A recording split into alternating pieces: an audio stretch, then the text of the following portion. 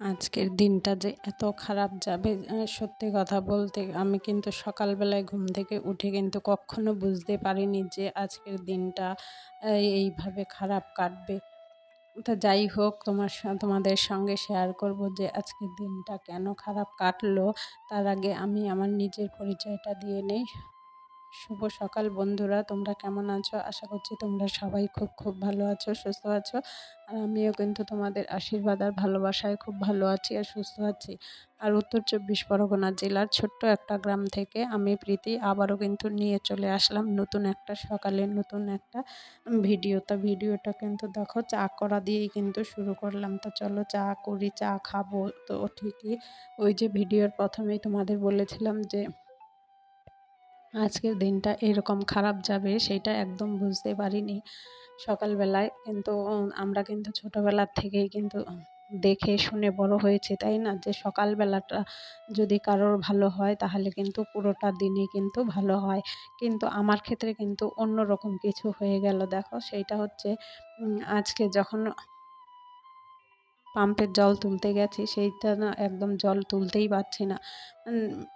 একদমই জল উঠছে না। তার কারণ হচ্ছে মনে হচ্ছে ওই যে পাম্পটা টাইম লাইনটা টানা হয়েছে, সেইটার মনে হচ্ছে কোথাও একটা পাইপ ফেটে গেছে। আর আমার কালকে জল তোলাও হয়নি, একদম জল নেই, সকালবেলার কোনো কাজকর্মও করতে পারছি না।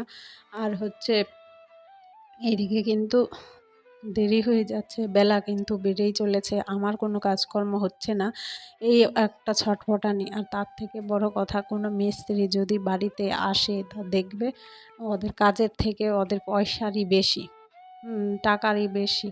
কত টাকা দেব কত টাকা না দেব সেইটা তো একটা ব্যাপার আছে। আর ওদের যেন খাই খাই আর মোটে শেষ হয় না। যেখানে ওদের সয় কোনো কথা নেই, জানো তো, ওদের এখন হাজারে হাজারে কথা।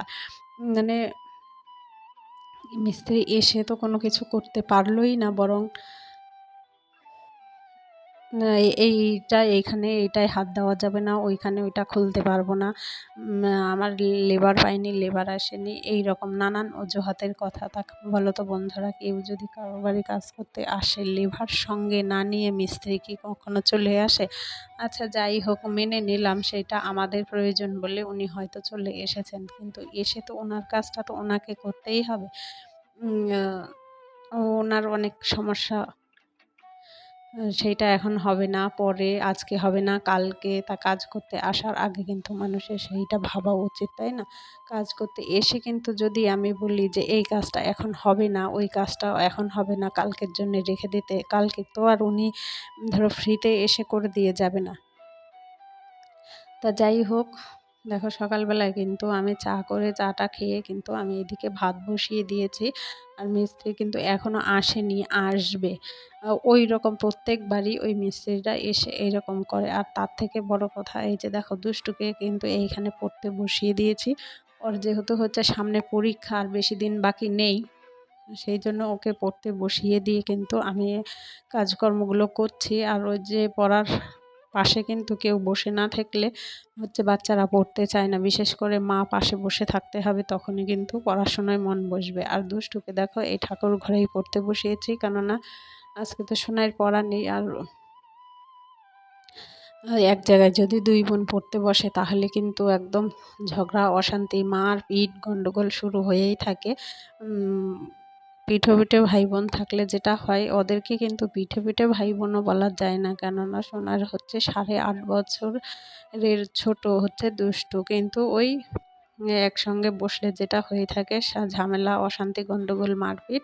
তো সেই জন্য ওকে ঠাকুর ঘরে বসিয়ে ওর হচ্ছে আগে কিছু প্রশ্ন লিখে দিয়েছিলাম, ও লিখে নিল, নিয়ে ওইগুলো আমি দেখো আবার দেখে নিলাম, দেখে নিয়ে আমি আবার কিছু প্রশ্ন পাঠিয়ে দিচ্ছি, নাহলে তো লিখতে চাইবে না। আর বইয়ের থেকে যদি দেই তাহলে বই দেখে দেখে লিখে রেখে দেবে। এখনকার বাচ্চারা এত অ্যাডভান্স যে মা নেই, সেই সুযোগে বই দেখে দেখে লিখে রেখে দেই, মা তো আর বুঝতে পারবে না, ওদের এতটা চিন্তা ভাবনা।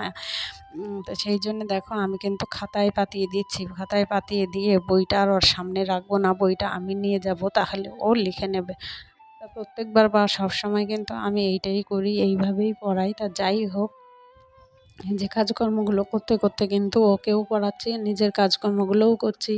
আর ওইদিকে না মাথার মধ্যে প্রচণ্ড একটা চাপ, যে পাম্পটা ঠিক না হলে জল তুলবো কী করে। আর এইদিকে দেখো মিস্ত্রি এসেছে, এসে ওই যে মোটরটা খুলছে, খুলে দেখছে যে এর ভিতরে কোনো জ্যাম হয়েছে কি না। তো ভিতরে খুলে কিন্তু দেখলো একটু নোংরা পড়েছে, যেহেতু টাইমের জল আসে তো সব সময় তো ভালো জল আসে না, মাঝে মধ্যে খারাপ জল আসে। সেই নোংরা একটু জ্যাম আছে ঠিকই, কিন্তু এইটা কিন্তু এইখানে জ্যাম হওয়ার মোটরের ওইখানে কি একটা আছে বললো, সেইটার মধ্যে জ্যাম হওয়ার কারণে কিন্তু হচ্ছে জলটা আসছে না, সেইটা না। আর এই দিকে দেখো যেহেতু আমার পাম্পের লাইনটা এই দিক দিয়ে এসেছে, সেই জন্য এই যে দেখো সবাই মিলে হচ্ছে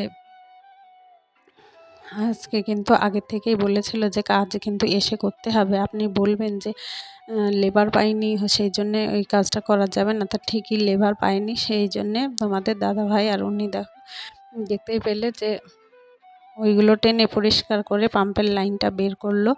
আর এইদিকে কিন্তু তোমাদের দাদাভাই একটু বেরিয়েছিল, তখন কিন্তু আর সেরকম কিছু বাজার করে আনতে পারেনি, একটু মাংস এনেছিল। তা আমি কিন্তু আর এই ব্যস্ততার মাঝখানে কিন্তু আর অন্য কিছু রান্না করিনি, মাংসটাই করেছি। আর এই যে দেখো সকালবেলায় হচ্ছে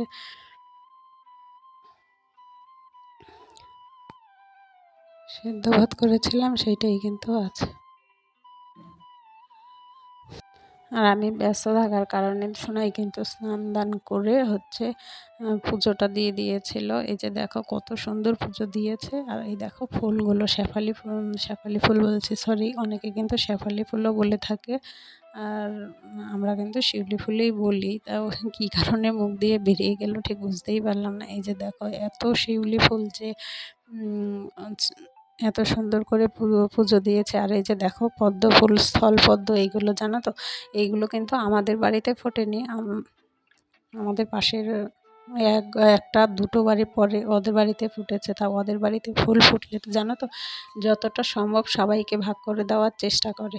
তা যাই হোক, ওইদিকে দেখতেই পেলে মিস্ত্রিরা বসে কাজ করছে, শেষমেশ কিন্তু আমার পাম্পটা ঠিক হয়েছে, জলও তুলতে পেরেছি। আর এই দেখো সন্ধে হয়ে গেছে, চলো সন্ধেটা দিয়ে নিই। তা আমি সন্ধে দিচ্ছি, আর হচ্ছে এই চিন্তায় কাজ করতে গিয়ে কিন্তু আবার আরেকজনের সাথে একটু গন্ডগোল মতো হয়ে গেছে, জানো তো। সেই কারণেই তোমাদের বলছিলাম যে আজকের দিনটা এত খারাপ যাবে, সেইটা কিন্তু একদম বুঝতে পারিনি। উনি একজন বয়স্ক মানুষ, কিন্তু আমার বাড়ির সমস্যা হওয়ার কারণে উনি আমার বাড়িতে যখনই একটা সমস্যা হয়, কোনো কাজ হয়, তখনই উনি সহ্য করতে পারে না। এসে একটা খেচখাচানি বা একটা মানে ঝামেলা অশান্তি করার চেষ্টা করে, জানো তো। সেই জন্যেই ওনার সাথে একটু ঝামেলা হয়েছে। যেহেতু বয়স্ক মানুষ, ঝামেলা করার পরেও না জানো তো একটু খারাপও লাগছে, কিন্তু খারাপ লাগাটা আর দেখিয়ে পারলাম না। উনি প্রত্যেকবার হচ্ছে আমার বাড়ির কোনো সমস্যা হলে সেই সমাধান করতে গেলে বা কোনো কাজকর্ম করলে সেইটা নিয়ে অনেক রকম সমস্যা করে, সেই জন্যে ওনাকে বলতে বাধ্য হলাম কটা কথা। তা যাই হোক, আজকের ভিডিওটা এইখানেই শেষ করছি। যদি আমার ভিডিওটা ভালো লাগে তাহলে অবশ্যই একটা লাইক কমেন্ট করো, আর আমার চ্যানেলটা সাবস্ক্রাইব করে আমার পাশে থেকো। Tata, by.